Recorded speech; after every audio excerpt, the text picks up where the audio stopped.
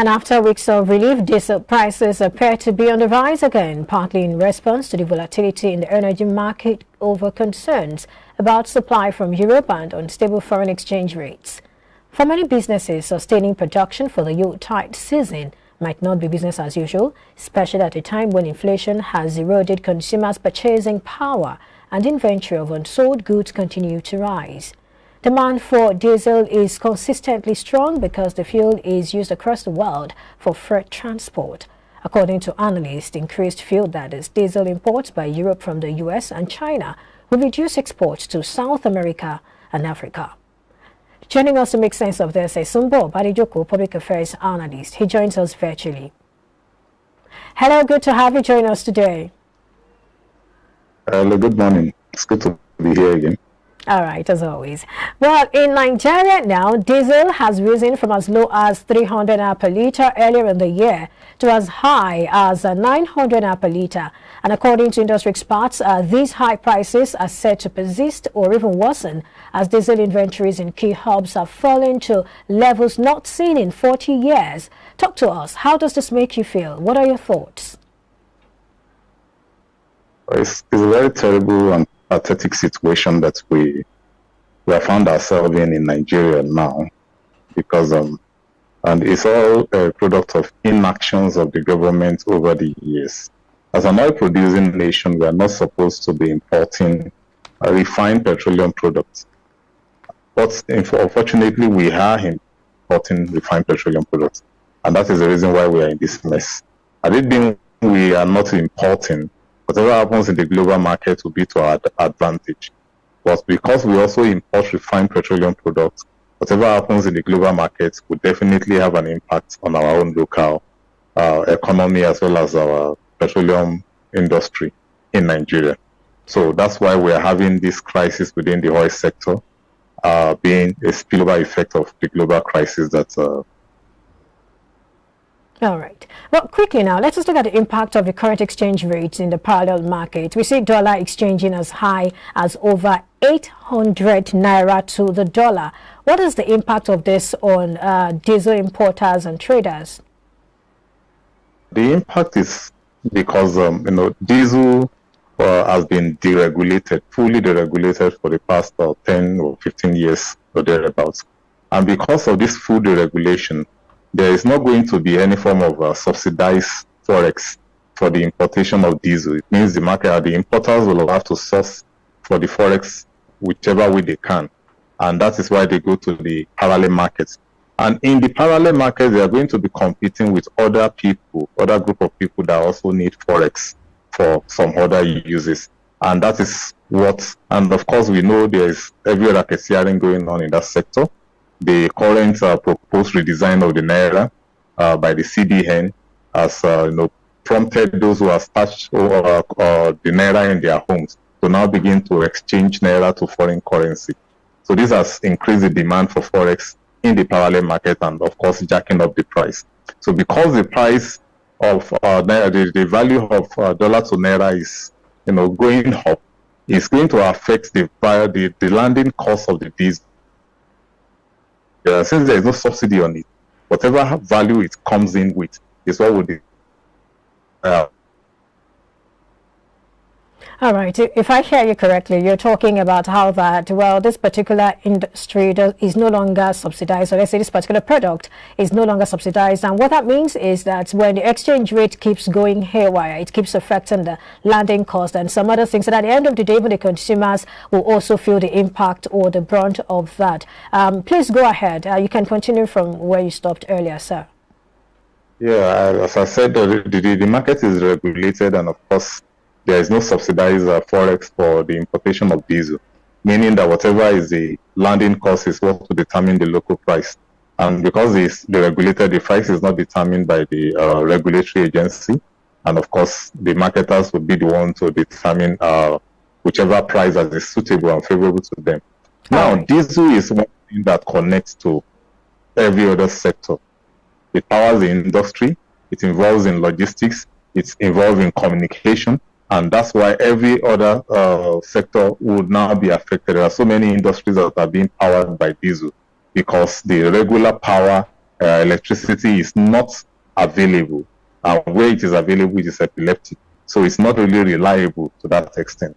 So without good access to power, there would not be the producer will have to look for alternative source, and that diesel has been the major alternative source of energy. All right, Mr. Badejoko, we'll come to how this impacts, or the impact of this on manufacturers and producers.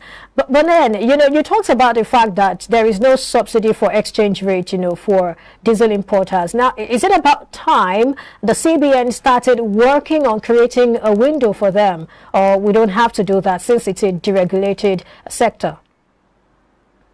It's a problem that will continue in as much as we are still importing the product.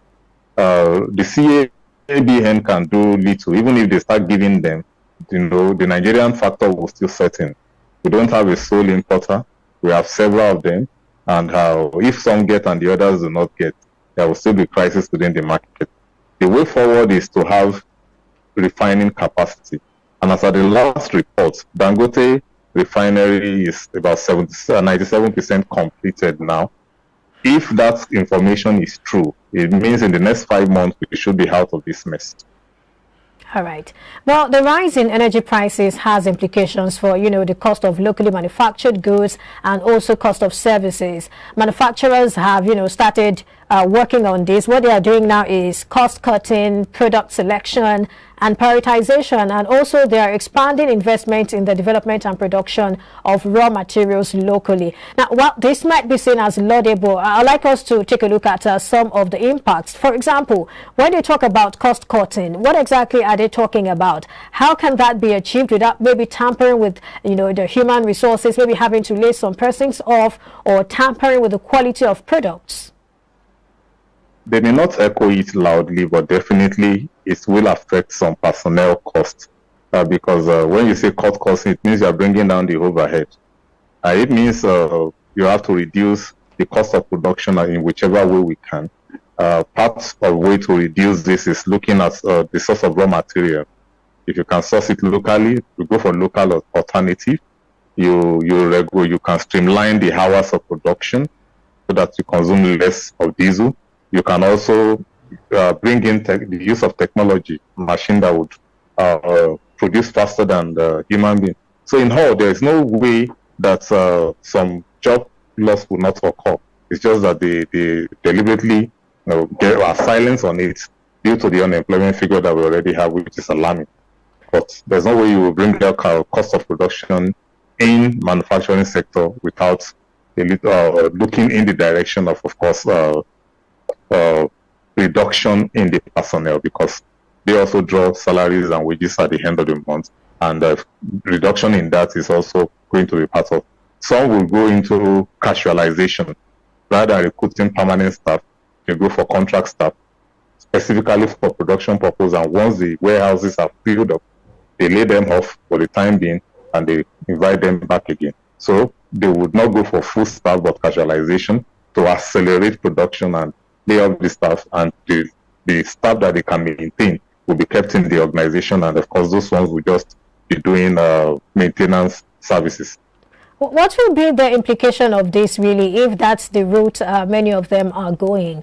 What will be the implication of that? Because from what you said, I'm looking at underemployment already, and I'm wondering what happens to these people who have been laid off. Are there ready industries to absorb them? On the hunt for a government job and other form of secured form of employment. That is on the negative side.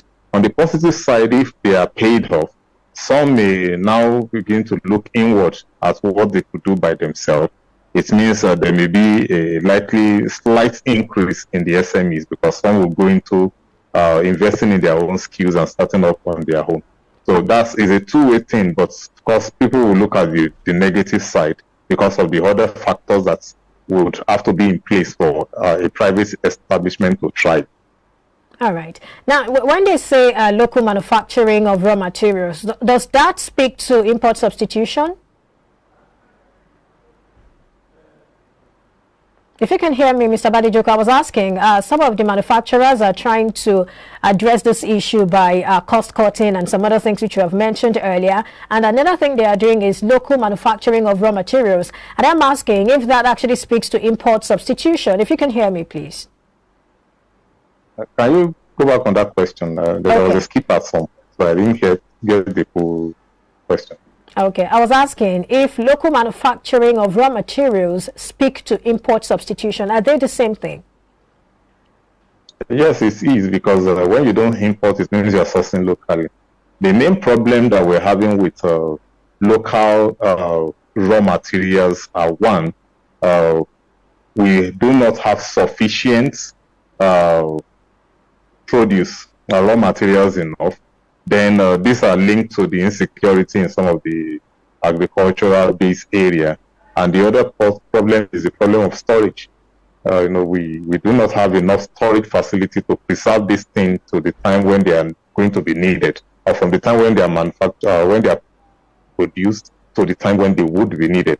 So these are two major issues. And the other one will be the problem of logistics, because the roads are not really in good condition. We have a deficient rail system, rail transport system, which will reduce the cost a little bit. And of course, the insecurity situation that we have in these are factors that are militating against the local sourcing of raw materials. If this can be removed, of course, it's going to boost the primary or the extractive industry within the nation, and of course, create some another line of job around that sector, which is going to be to our advantage. So the government will really need to work harder to ensure that all these loopholes or bottlenecks are removed for every sector to operate in Fuji. All right. Well, manufacturers saw their expenses on alternative energy sources rise by 50.6%, and that was in the first half of this year compared to the same period last year. Now, how can heavy diesel users hedge against this? Well, it's going to be a trying time for them. There's no doubt about that. They will have to look inward. Part of what they will do has already been mentioned. They will have to look at how they will maximize the little resources they have to be able to get the full potentials. So that's what they will do, and of course they will have to negotiate more with the government agencies to really see if there could be a kind of incentive coming from that end to ensure that the pressure is not too much on them. But all this is what we'll have to deal with, in as much as we are still importing the petroleum products from in Nigeria. All right. Well, some analysts have actually advised heavy diesel users to either buy, they should buy in large quantities, store a lot, buy financial hedges on the market, or just switch to natural gas products like the CNG, LNG, or even the LPG. How much of a solution do you think this is? It's still, it's not really the way to go. If they're going to buy in large quantity, that means they will have to look for storage facilities that they would have to keep the surplus in, and that comes with its own risk. We are in a dry season. Any little spark can lead to fire outbreak, and when you have a fire outbreak close to a place where a large amount. Mr. Badijoku, if you can hear me, do go ahead, please.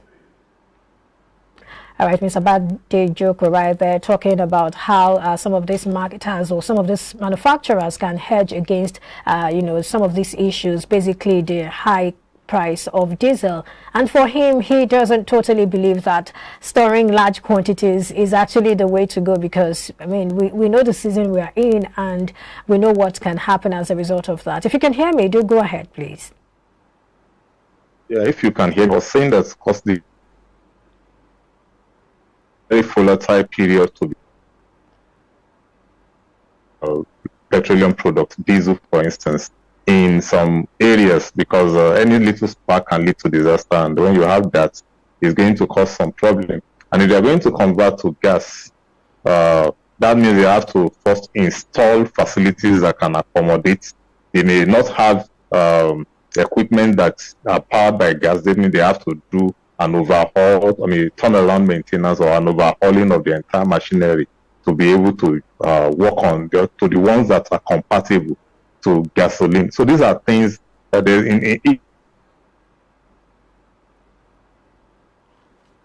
Hi, Mr. Badejoko, we are having challenge hearing you. If you can hear me now, I'd like you to just wrap up on that note so we'll close the show. I was saying that there's no way they will not. All right, I guess that's connection issue. We'll take a break now. When we come back, we'll continue the conversation with Sumbo Badejoko, Public Affairs Analyst. Stay with us. This is Business Breakfast.